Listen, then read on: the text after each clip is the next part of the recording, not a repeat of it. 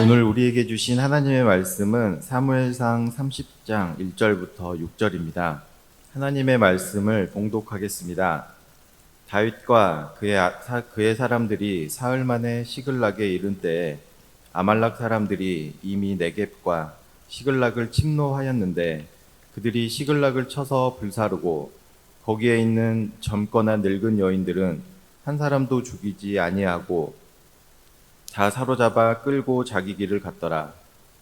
다윗과 그의 사람들이 성읍에 이르러 본즉 성읍이 불탔고 자기들의 아내와 자녀들이 사로잡혔는지라. 다윗과 그와 함께한 백성이 울 기력이 없도록 소리를 높여 울었더라. 다윗의 두 아내 이스라엘 여인 아히노암과 갈멜 사람 나발의 아내였던 아비가일도 사로잡혔더라. 백성들의 자녀들 때문에 마음이 슬퍼서 다윗을 돌로 치자 하니 다윗이 크게 다급하였으나 그의 하나님 여호와를 힘입고 용기를 얻었더라. 아멘. 사울은 자신의 왕권에 위협이 되는 다윗을 계속 죽이려고 했죠. 이를 피해서 다윗은 도망하는 세월을 보냅니다. 그의 도피 생활은 쉽게 끝나지가 않았습니다. 굉장히 오랜 시간 동안 한 십수년 정도로 추정하는데요. 광범위한 지역을 다니면서 도피 생활을 합니다. 다윗이 주로 머물렀던 곳은 광야 지역이었습니다. 아둘람굴, 엔게디 요새, 십광야, 바란 광야 등등을 헤매면서 도피 생활을 이어갑니다. 더 나아가 다윗은 다른 나라의 왕에 의지하여 그곳에 숨기도 하였습니다. 모압 왕에게 가서 피신하기도 하였고, 그의 도피 생활의 마지막은 블레셋 땅 가드에 있는 아기스 왕에게 몸을 피하기도 합니다. 그러니까 다윗이 블레셋에게 자신의 몸을 피신하였다는 것 자체가 그가 얼마나 다급하였는지를 잘 보여주는 것이죠. 왜냐하면 블레셋과 다윗은 깊은 악연이 있지 않겠습니까? 골리앗을 대표로 하는 그 블레셋 사람들, 수많은 사람들을 사실 죽였던 사람이 다윗이었습니다. 근데 그가 얼마나 다급하였으면 블레셋 왕에게 피하였겠습니까? 사무엘상 27장 1절을 보면 다윗이 사울에게 죽느니 차라리 블레셋 땅으로 가서 피신을 하는 것이 좋겠다라고 마음을 먹는 내용이 나옵니다. 그러니까 적국에 들어가면 사울이 자신을 해할 수 없겠다라고 판단하고 모험을 한 것이죠. 너무나도 다행히 이 블레셋 아기스 왕은 사울과 불편한 관계에 있는 이 다윗에 대해서 알고 있었고, 그래서 큰 의심이 없이 그를 받아줍니다. 그래서 다윗뿐만이 아니라 그를 따르는 600명 정도의 부하들과 또 그의 가족들까지 해서 대략 2,000명 정도의 사람들이 다윗과 함께 블레셋으로 망명을 하게 되고, 그곳에서 시글락이라고 하는 땅을 받아서 살게 됩니다. 그 대가로 다윗은 블레셋의 용병 대장 노릇을 하게 되죠. 그래서 블레셋을 위해서 싸우면서 한 1년 4개월 정도의 시간을 보내게 됩니다. 그런데 오늘 본문 말씀 앞뒤를 보면 애매한 상황이 벌어지게 되는데요. 블레셋이 군대를 모아서 이스라엘을 치려고 하는 것입니다. 근데 다윗은 지금 블레셋의 용병이지 않겠습니까? 그러니까 가드왕 아기스가 이 전쟁에 합류해 달라고 요청을 하게 되죠. 그래서 다윗이 이제는 블레셋 군대의 하나의 용병대장으로서 자신의 모국인 이스라엘을 치러 가야 되는 상황이 된 것입니다. 근데 전쟁터에 이제 다윗과 600명 정도의 부하들이 나타나니까 이 블레셋 군대 장관들이 불안해하기 시작하는 것입니다. 왜냐하면 다윗은 이스라엘 사람이기 때문이죠. 또 그의 과거가 있지 않겠습니까? 그들이 떠올렸던 말하던 구절은 사울이 죽인 자는 천천히고 다윗이 죽인 자는 만만이로다 라고 이렇게 사람들이 얘기했던 그 다윗의 이야기를 떠올리게 만듭니다. 아니, 이 사람을 지금 우리하고 같이 전쟁을 시키면 어떻게 합니까? 전쟁 중에 만약에 이 다윗이 배신을 해서 이스라엘 편을 들면 어떻게 되는 것입니까? 이렇게 이야기하면서 왕에게 이제 합리적 의심을 제기하는 것이죠. 결국 아기스 왕은 다윗과 그의 부하들을 전쟁에서 빼버립니다. 다시 돌아가라고 하는 거예요. 어쩌면 다행인 상황일지도 모르겠습니다. 다윗의 자신의 손으로 자신의 사랑하는 이스라엘 백성들을 죽이는 일, 또는 사울을 죽이는 일이 벌어지지 않게 되었기 때문입니다. 그래서 전쟁터에 나간 아벡이라는 지역에서 자기가 살고 있는 시글락이라고 하는 지역까지 대략 100km 정도의 길을 3일에 걸쳐서 행군해서 다윗이 돌아옵니다.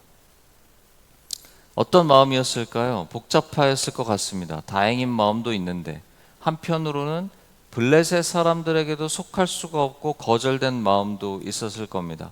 자신을 의심하는 것을 느꼈겠죠. 그러면서 이방 블레셋에 속하여서 뭔가 이들을 위해서 싸워야 하는 자신의 처지가 서글프고 속상했을 것입니다. 배가 고프고 지쳤을 것이고 아마 가족들을 만날 기대만 가지고 3일 길을 걸어왔을 겁니다. 그런데 어떤 일이 벌어졌습니까? 그들이 만나게 된 이 상황이 너무나 참혹하였는데요. 자신의 마을이 폐허가 되어져 있는 것입니다. 집들이 불타고 가축들이 사라지고 양식이 다 약탈을 당한 것입니다. 장면을 떠올려 보십시오. 아마 자기 가족들의 이름을 부르면서 이 600명의 부하들이 막 마을을 찾아 헤맸을 것입니다. 근데 불행 중 다행으로 다행히 시신은 없었죠.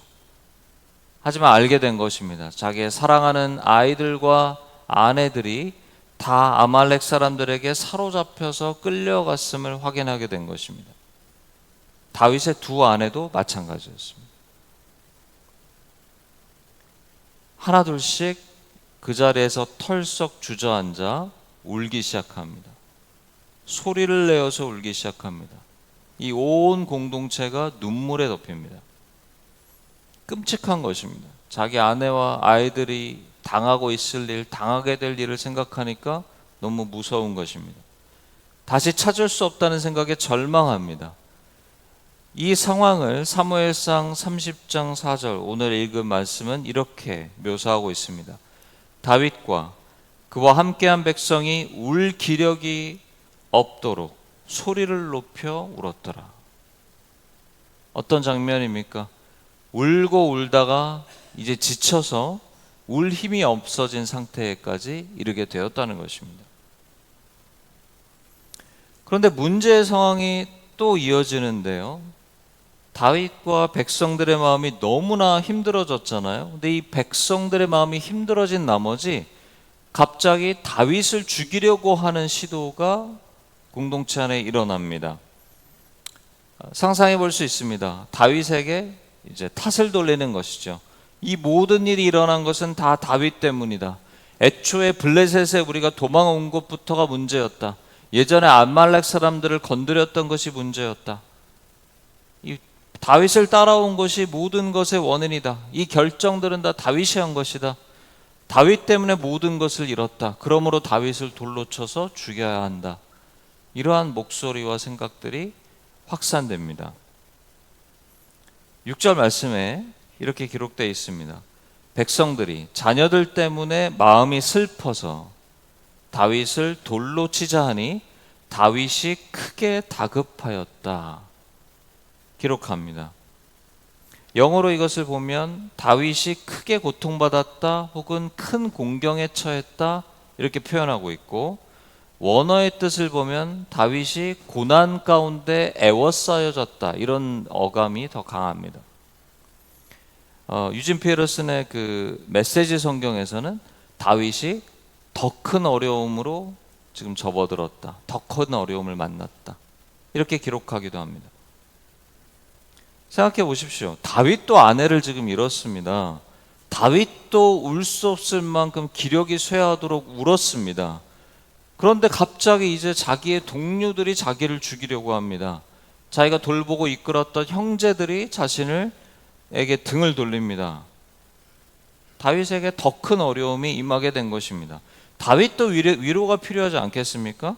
이럴 때 다윗도 공동체가 필요하지 않습니까? 뭐 어쩌라는 얘기입니까? 다윗이 무엇을 잘못했습니까? 아마 다윗의 도피 생활 중에서 가장 외로운 순간, 리더십의 가장 큰 위기의 순간이었을 것입니다. 그런데 이 성경에 놀라운 문장이 드러납니다. 저는 놀라운 문장이라고 생각하는데, 다윗이 다급하였으나, 여기 영어로는 but 이렇게 나오죠. 다급하였지만 그러나 그의 하나님 여호와를 힘입고 용기를 얻었더라. 이 말씀이 나옵니다. 할렐루야. 아멘. 이 놀라운 말씀입니다. 묵상하면 할수록. 여러분, 이 한 말씀과 함께, 이 한 문장과 함께 이야기가 확 전환이 됩니다. 오늘 제가 읽진 않았지만 7절 이후에 다윗이 확 바뀝니다. 다윗이 갑자기 행동하기 시작합니다. 명령을 내립니다. 죽이려고 하는데 기도하고 묻기 시작합니다. 하나님의 말씀을 듣기 시작합니다.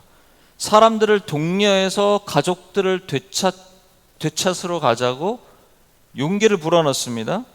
그리고 하나님의 인도하심을 따라서 실제로 가족과 가축들을 되찾게 됩니다. 나중에 19절의 말씀에 놀라운 말씀이 이어지는데, 아무것도 잃은 것이 없이 모두 다윗이 도로 되찾아왔다. 이런 말씀으로 결론이 맺어집니다. 좀 가족을 잃었고 재산도 잃은 것 같았고 동료도 잃은 것 같았고 용기와 믿음도 잃은 것 같았는데, 그러니까 다 잃어버릴 만한 위기였는데 잃은 것이 없게 됐다는 겁니다. 이 기적과 같은 결말 아닙니까? 저는 이것을 그러나 하나님 여호와를 힘입고 용기를 얻었더라, 이 말씀의 신비라고 생각합니다. 우리의 삶의 모토가 될 만한 말씀입니다. 우리가 어떠한 일 가운데 있을지라도 하나님을 힘입어 용기를 얻을 수 있다면 우리의 삶은 나아갈 것입니다. 오늘 이 말씀을 더 깊이 살펴보면서 이 말씀이 우리의 삶에 실현되는 말씀이 되기를 축복합니다. 아멘. 저는 말씀을 들여다보면서 이 성경이 이 백성들의 마음을 묘사한 방식에 좀 주목하고 싶습니다. 6절 말씀에 백성들이 자녀들 때문에 마음이 슬퍼서라고 나오죠. 여기 슬프다라는 단어가 나오는데요. 이 원어는 직역하면 이런 말입니다. 그의 마음이 영혼이 썼다, 이런 말입니다. 영어로 bitter, 그러니까 쓰다, 쓴맛 아시죠? 그때 쓰는 말입니다. 영혼이 마음이 썼다, 마르흐라는 히브리 단어를 씁니다. 여러분 떠오르시나요? 출애굽기에 보면 그 쓴 물을 마셨던 장소가 마라였잖아요. 같은 단어입니다. 예. 그러니까 이 말은 그냥 슬펐다, 조금 슬펐다 정도가 아니고 마음이 굉장한 극심한 고통에 시달리는 상태, 쓰다라는 표현을 쓰고 있는 것입니다. 저희가 뭐 한국 표현에서도 인생의 쓴맛 이렇게 표현하는 거죠. 그러니까 만국 공통적인 언어인 것 같아요. 히브리 언어 안에서도 쓰다는 말이 그 사람의 극심한 고통을 표현하고 있습니다. 이 쓴 마음이 백성들의 마음이었다고 묘사하고 있다는 것에 주목해 보십시오. 그런데 이 쓴 마음이 문제입니다. 모든 것에. 일단 이 쓴 마음은 언제 형성이 될까요? 우리의 인생을 잘 들여다보면 인생의 극심한 고통을 경험할 때 쓴 마음이 형성되는 것 같습니다. 룻기를 보면 나오미와 룻 이야기 잘 아실 텐데요. 나오미가 남편과 두 아들을 모압 땅에서 잃어버리죠. 그래서 고향으로 돌아오면서 고향 사람들을 만났을 때 하는 말이 있습니다. 나를 나오미라고 부르지 마시고 나를 마라라고 부르십시오. 여기 마라라는 쓰다는 말이 또 등장하는데, 마라라고 부르십시오. 이는 전능자께서 나를 심히 괴롭게 하셨기 때문입니다 라고 말합니다. 여기 괴롭게 하셨기 때문입니다가 사실은 또 마르라는 단어를 똑같이 쓰고 있어요. 이번엔 동사로. 예. 그러니까 이 같은 말이죠. 그러니까 마르라는 단어가 두 번 등장하고 있는 거예요. 이 문장 안에. 그러니까 나를 씀이라고 불러라. 왜냐하면 하나님이 나를 쓰게 만드셨기 때문이다. 이렇게 지금 나오미가 고백하는 것입니다. 나오미처럼 인생의 극심한 상실과 고통을 경험했는데 쓴 마음이 안 생길 수 있을까요? 쓴 마음은 자연스럽게 생깁니다. 이런 쓴 마음은 인생의 극심한 고통과 상실을 표현하는 말입니다. 이 쓴 마음이란 표현이 사무엘상 22장 2절에도 똑같이 등장을 하고 있는데요. 다윗이 사울을 떠나서 도망했을 때 이제 다윗에게 사람들이 모여들지 않습니까? 그 사람들을 묘사할 때 환단당한 모든 자와 모든 빚진 자와 마음이 원통한 자가 다 그에게 모였다 이렇게 기록하는데, 마음이 원통하다는 표현이 또 마르입니다. 쓴 마음에 있는 사람들이 다윗에게 모였다 이렇게 표현하고 있죠. 원통한 사람들, 삶에 억울한 일을 당해서 마음이 써지지 않을 수 없는 사람들 이야기를 하고 있습니다. 즉 억울하고 원통한 인생 경험을 쓴 마음이란 단어가 잘 담고 있는 것입니다. 또 쓴 마음은 언제 생길까요? 우리의 삶을 들여다볼 때 인생의 목마름이나 결핍을 경험하면서 쓴 마음이 생기는 것 같습니다. 또 다른 마르라는 단어가 어디 또 나온다고요? 출애굽기 나오잖아요. 출애굽기에 광야로 출애굽은 했지만 좋았는데 광야로 들어서니까 먹을 것과 마실 물이 없을 때 사람들이 너무 고통스러워하지 않습니까? 그러다가 어쩌다가 샘을 발견해서 막 뛰어가서 물을 마셨는데 그 물이 먹을 수 없는 물이에요. 썼다 이렇게 표현하고 있어요. 물이. 그래서 사람들이 화가 나서 뭐라고 얘기합니까? 이 샘은 마라라고 부르자. 화를 표현합니다. 그리고 원망하기 시작합니다. 참 아이러니한 것이 쓴 물을 마시고 쓴 마음이 돼버린 백성들을 볼 수가 있습니다. 이 이야기는 우리의 쓴 마음이 인생 속에서 부족함과 결핍을 경험할 때 형성되는 것을 보게 됩니다. 부족하면, 채워지지 않으면 마음이 써집니다. 저는 이러한 그 성경의 표현들이 고단한 인생 가운데 자연스럽게 형성된 이 쓴 마음에 대한 이 성경의 표현들이 비난하는 어조가 아니라고 생각이 됩니다. 나오미에 대한 고백에 대해서 룻기를 읽어볼 때 어떤 비난의 해석이 있지 않습니다. 마라샘에서 쓴 물을 마시면서 목마름을 호소하고 원망하는 이 백성들에게 하나님이 진노하시기보다 그들의 목마름을 오히려 채워주시죠. 그러니까 오늘 본문 말씀이 쓴 마음을 번역할 때 마음이 슬퍼서, 마음이 고통스러워서 이렇게 번역을 하는데 어떤 판단을 하고 있지 않은 중립적 표현들입니다. 그냥 마음이 고통스럽다는 거예요. 어떡하겠습니까? 진정 쓴 소금물을 마시는 것처럼 쓰디쓴 인생을 사는 우리를 하나님은 알고 계시고, 그 쓴 마음을 품게 되는 우리에 대한 하나님의 마음은 긍휼이실 겁니다. 인생의 어려움을 만날 때, 부족할 때, 결핍이 생길 때 우리는 써집니다, 마음. 근데 우리가 기억해야 되는 것은 하나님 알고 계시고 이 쓴 마음이 자연스럽다는 것도 알고 계시는데 기억해야 될 게 있어요. 그것은 쓴 마음이 인생을 망가뜨린다는 것입니다. 안타깝게도 힘든 삶 속에 생기는 거잖아요. 그것도 너무 안타까운데, 이 쓴 마음이 생긴 것도 안타까운 일인데 쓴 마음을 그냥 놔두잖아요. 그러면 이게 파괴적인 힘을 가지면서 인생을 더 망가뜨린다는 것입니다. 이게 문제예요. 지금 다윗에 대해서 백성들이 반응하는 오늘 본문의 이야기가 좋은 예입니다. 지금 다윗 탓을 하면서 죽이려고 하잖아요. 공감이 돼요. 얼마나 힘들면 이렇게까지 했겠어요. 그런데 아까도 말씀드렸듯이 다윗은 뭐 안 힘들었습니까? 그도 원통한 자 아닙니까? 지금 사울 때문에 수십 년을 도피 생활하고 있지 않습니까? 그도 아내를 잃지 않았어요? 다윗도 울었지 않았겠습니까? 뭘 잘못했습니까? 그런데 다윗도 지금 인생의 쓴맛을 보고 있는 거예요. 그럼에도 이 백성들의 마음이 쓴 마음으로 덮여버리니까 어떻게 됩니까? 다윗의 고통을 보지 못해요. 다윗을 죽여 없애려고 합니다. 이 쓴 마음이 죄악이 되는 것입니다. 여러분, 우리 인생을 잘 들여다볼 때 늘 일어나는 일입니다.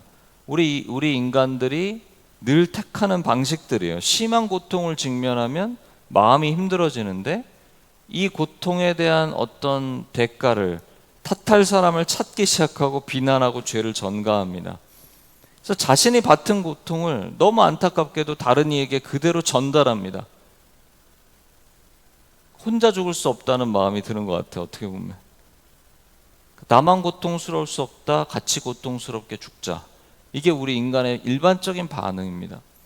그래서 이 죄악된 세상이 힘든 것입니다.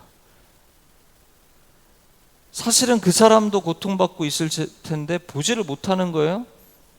그러니까 자신의 고통을 감당할 수가 없으니까 다른 이에게 고통을 그냥 던져버리는 것입니다. 자기가 살려고 심지어는 남을 죽이는 선택을 합니다. 최근에 나왔던 영화 중에 박찬욱 감독의 영화에 어쩔 수가 없다 혹시 보신 분 계신가요?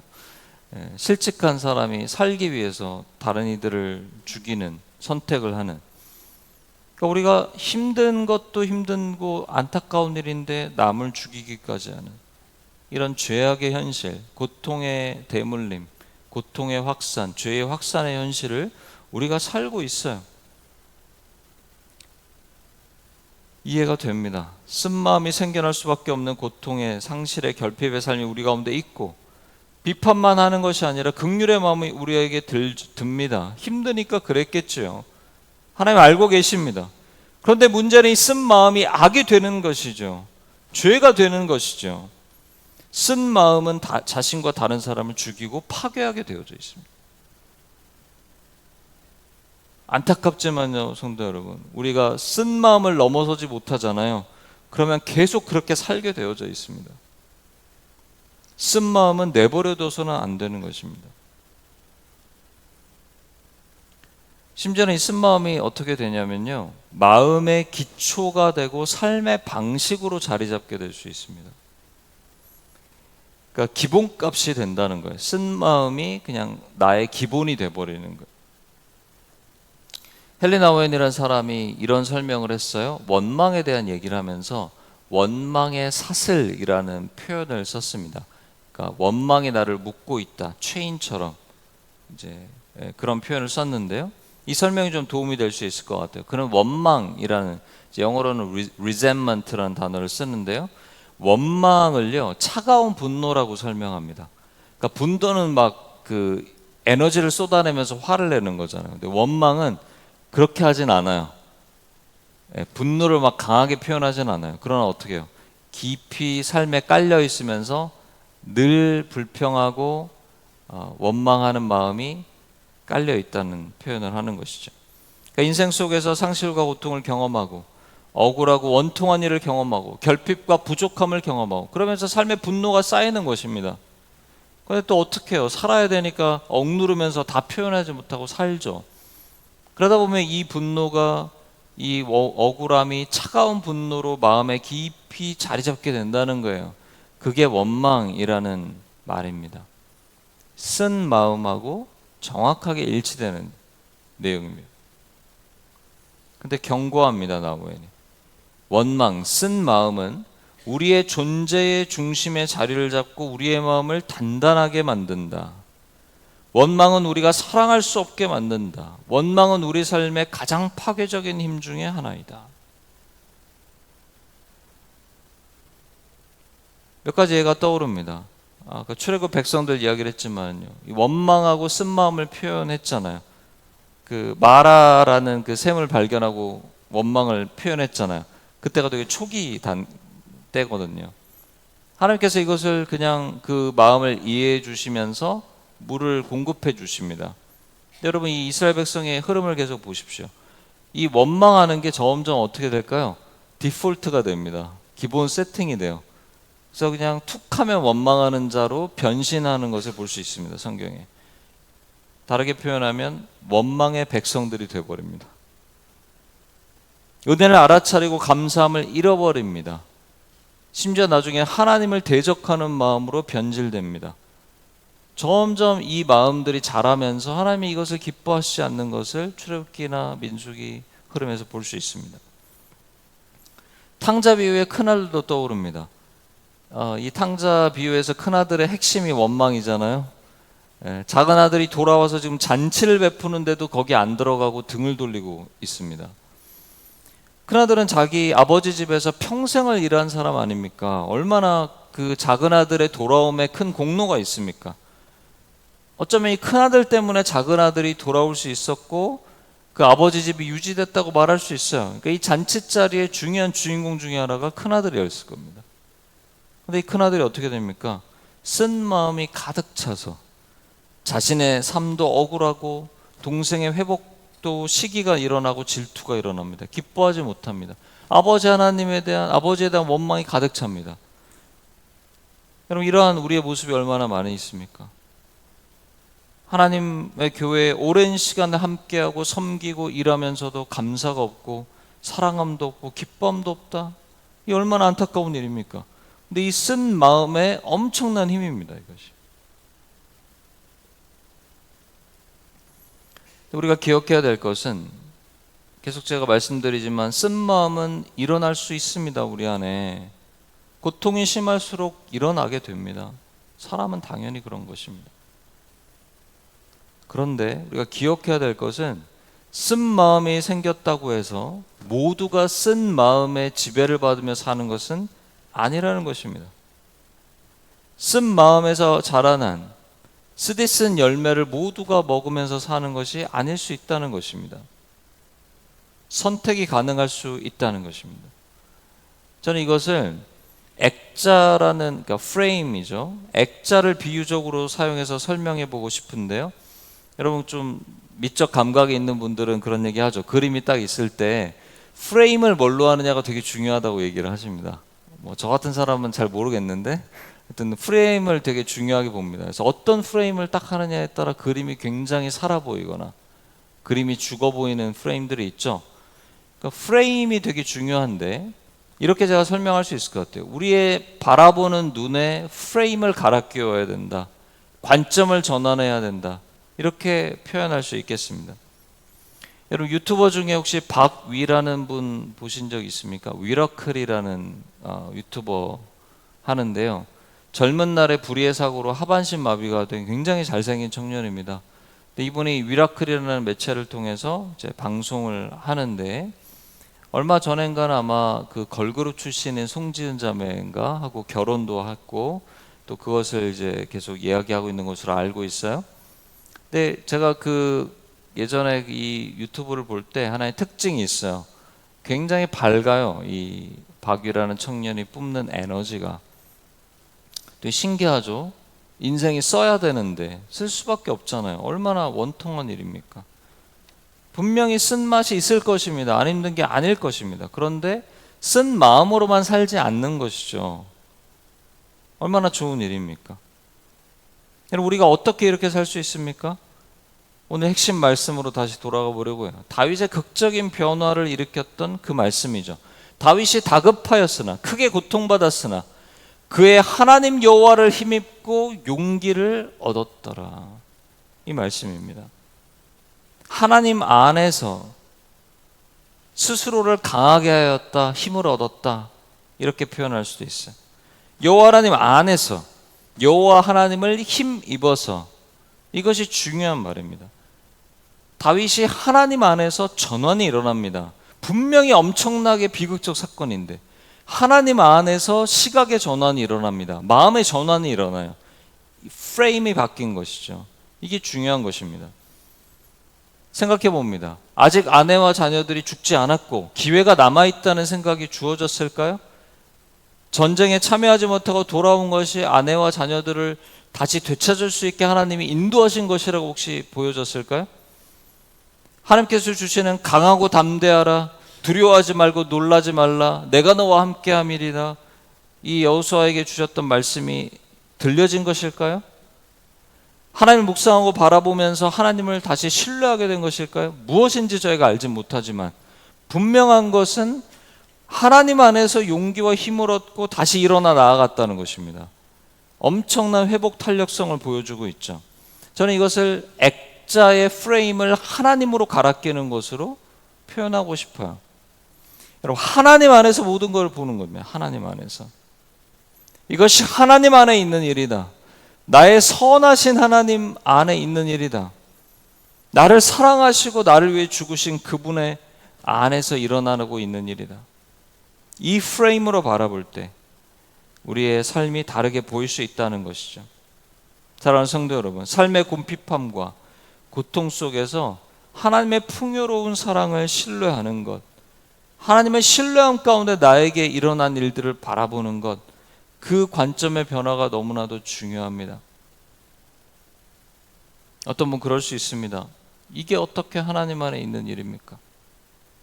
원통할 수 있습니다. 근데 생각해 보면 그렇게 생각이 이어집니다. 여러분, 힘들수록 하나님밖에 없습니다. 정말 원통한 상황, 정말 마음이 써질 정도로 힘들다는 것은 의지할 데가 없다는 얘기인데, 그때야말로 하나님밖에 없죠. 하나님 외에 누가 있습니까? 이 하나님 붙들고 이 하나님을 프레임 삼아서 바라보는 것, 그것이 너무나 중요합니다. 사랑하는 성도 여러분, 하나님을 신뢰하고 하나님으로 힘과 용기를 얻는 삶이 되시기를 간절히 원합니다.